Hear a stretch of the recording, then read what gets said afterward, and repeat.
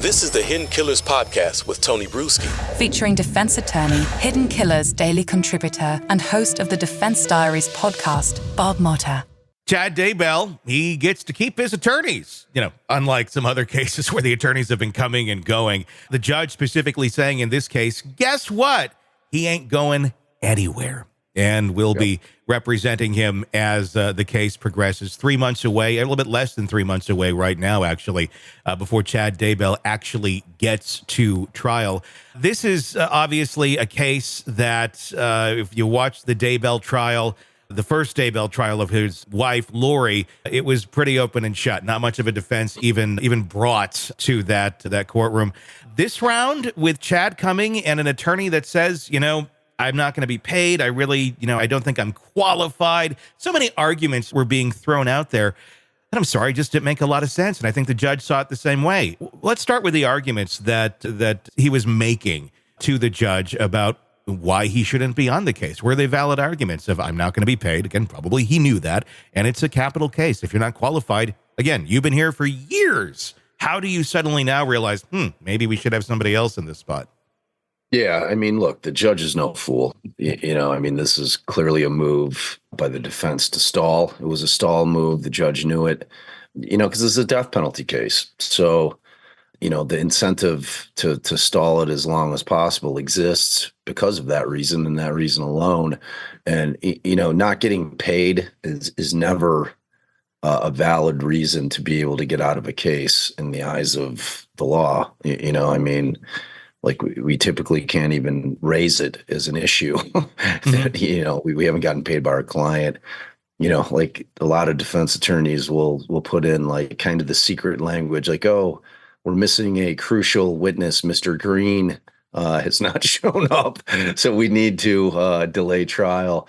The judge. But so I knew that argument was going to fail in terms of him being inexperienced or not being up to the task.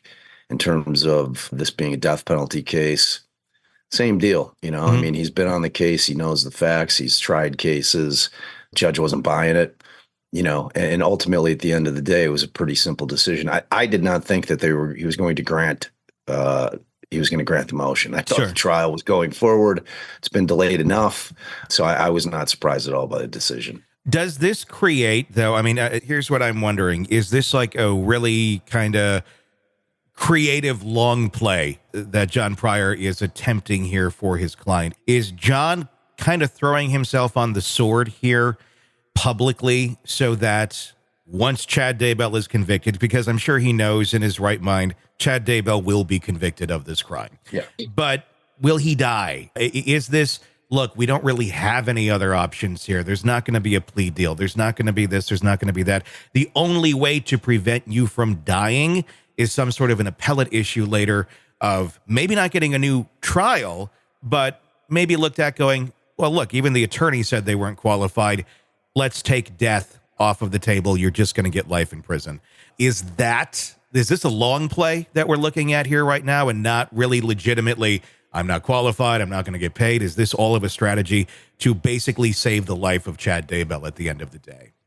No. It's not. Because ultimately, it's going to be, when the case is tried, they're going to look at the strength of the evidence and they're going to balance it out with, even if he is ineffective in some ways, if he misses objections, if there's motions that should have been filed, the appellate court's going to look at it and say, okay, notwithstanding all those things, those mistakes by your attorney, the strength of the evidence was so powerful that it wouldn't have changed the verdict. And ultimately that's going to be the case here. They have a stronger case against Daybell than they did against Lori Vallow because they know that he was a party to it. He was actually a party to the actual homicides, whereas Lori was, in my estimation, the puppet master.